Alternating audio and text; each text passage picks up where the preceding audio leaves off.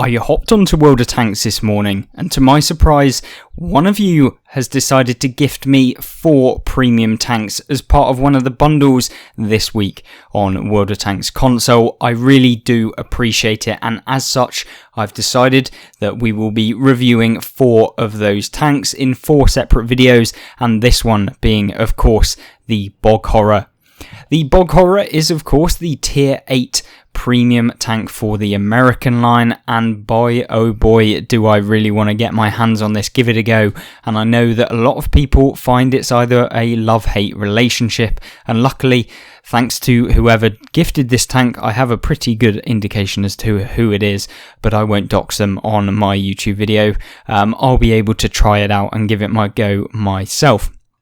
So what does the Bog Horror actually feature? Well, of course, it has this 320 alpha damage with 198 penetration, which is a little bit lackluster for a premium tank, but it's not the worst that you'll ever see within the game, and so you can't complain too much. Now, what is good about the tank? Well, it is the armor profile, the ability to actually bounce rounds, because the flat amount of armor that this tank has at the tier, and given that it's preferential, mean that you really don't actually need too much in the way of armor to be able to bounce many rounds in this thing. It really does work very, very effectively. Of course, you still have that premium ammo spam that will be able to go through some of the armors, being that lower plate that's not as angled, and if they really do have high penetration guns, I'm looking at the ISU 152 and the Object 704 and that kind of tank where they have that super high caliber rounds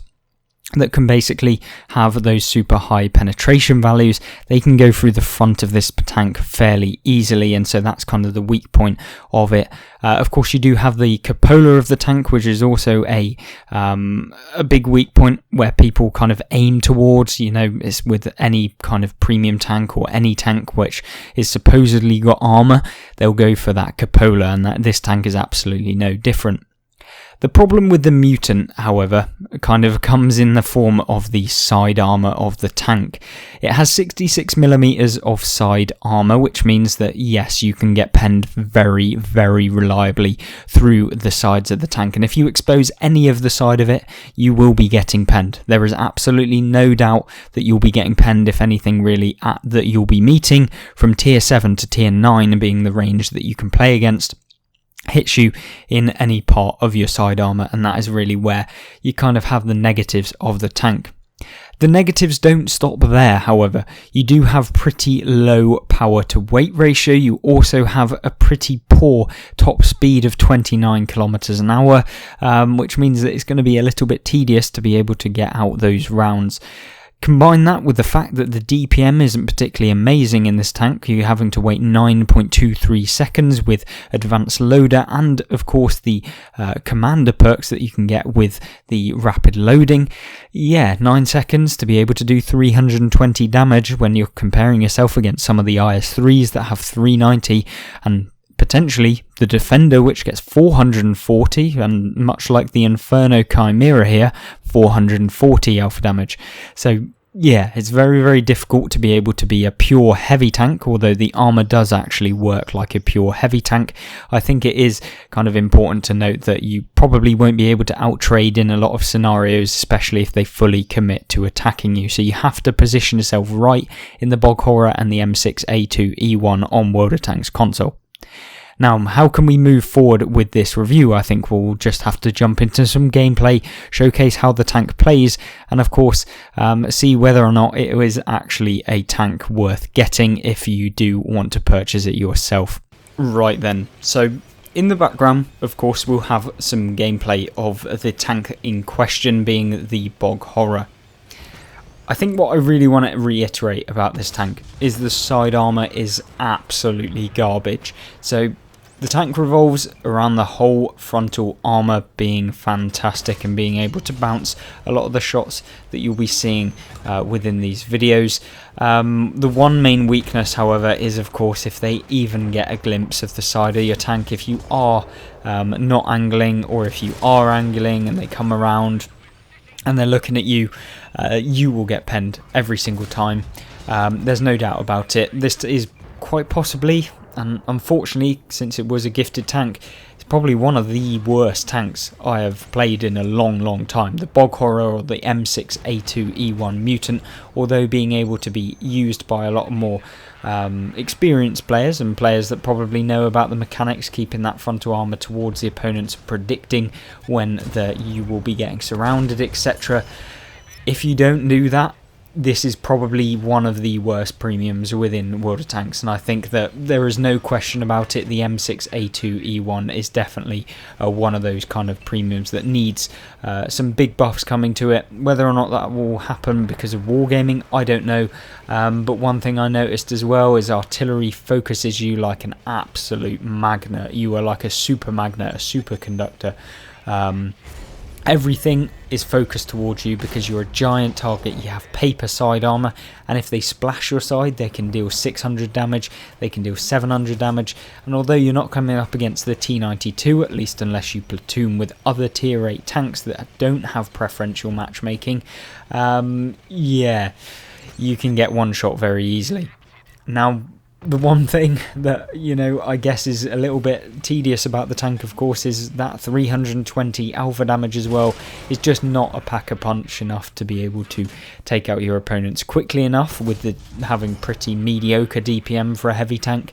And the low alpha damage means that you're getting out-traded by a lot of the tanks you're coming up against, especially if they fully commit towards you. Often you're pretty much getting rinsed. And so, yeah, the tank overall, it's probably one you definitely want to avoid. I know there's going to probably be some of you in the comment section saying, oh no, this is one of the best tanks in the game. Well, yeah, maybe if that's your opinion, but given that, I've played a lot of tanks, I've played a lot of premium tanks, if I was going to spend my money, it would not, and I mean it would not be on the Bog Horror or the M6A2E1 Mutant. Does it mean it's a terrible tank and that you can't enjoy aspects of the tank? No, because if you get into a hold down position, the tank can be godly, and you can see from some of the snippets within this gameplay that yes, you can bounce quite a few and bounce considerable amounts of damage within every single game, so long as you keep that frontal armour. The problem is, you can't keep that frontal armour towards your opponent in every scenario, so yeah, as soon as they get any angle that isn't just 90 degrees to the front of your tank, you ain't doing anything. You are bouncing absolutely zilch, and if anyone has a brain, they'll just try and go for your inner drive wheel at the front of your tank, meaning that they can pen you, or they'll just go, oh, it's one of those tanks that has really good armour unless you load premium, and then it becomes pointless. So it's one of those that you really probably won't want to play all that much. I know I've been really struggling with it. I've played about 7 games. I've not even managed to hit 3k damage, and that's usually a standard where I know that maybe it's not necessarily all the tank, and sometimes it can be me, I'm having an off day, whatever it is. But yeah, this tank definitely doesn't help with when you are having an off day. So I think that's where the gameplay comes in. We got killed by artillery twice in a short span of games from pretty much a lot of our hit points. And also, it's just one of those frustrating tanks that you don't have the speed to mobilise around the map, so don't go thinking that you're going to be able to suddenly move if you've not gotten the right way for the damage, or if you've gone one way and then realise that the whole enemy team are your way and you can't get out of there, because you can't get out of there because you've got 29 kilometers an hour top speed and absolutely no back-end armour or any kind of way of reversing fast enough to be able to get into any sort of stable position and have any team support. Yeah, it's just a tank that I think is terrible. I don't know what else there is to say. Spending money on this tank is probably not something you want to do, but it is good fun. I love the look of it. It is one of those tanks that I'm sure you probably would enjoy if you take the fact that you're not going to be a super competitive tank within the matchup.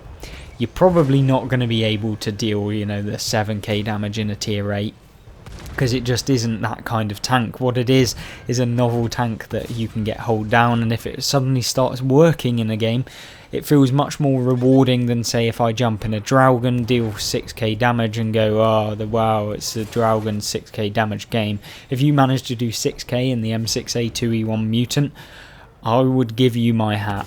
It really is a tank that I think probably can do that, but it won't do it consistently, and if you do, it is one of the biggest accomplishments I think that you will see within World of Tanks, because it is just one of those that is going to be a big struggle for most people.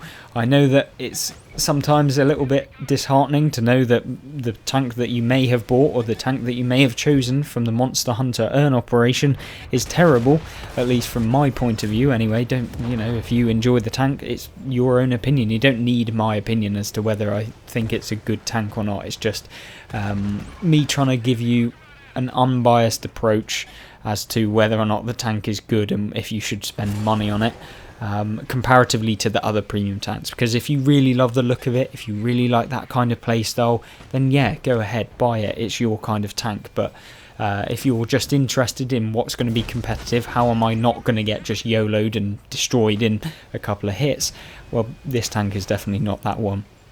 Anyway, that's it for today's video. A very weird one. It's part one of our series into the gifting that we got, and we're going to be looking at, of course, the Wraith and the other Monster Hunter tanks that were within that bundle, and hopefully you'll enjoy those videos a little bit more, and hopefully I'll enjoy actually playing those tanks a little bit more than we did with the Bog Horror.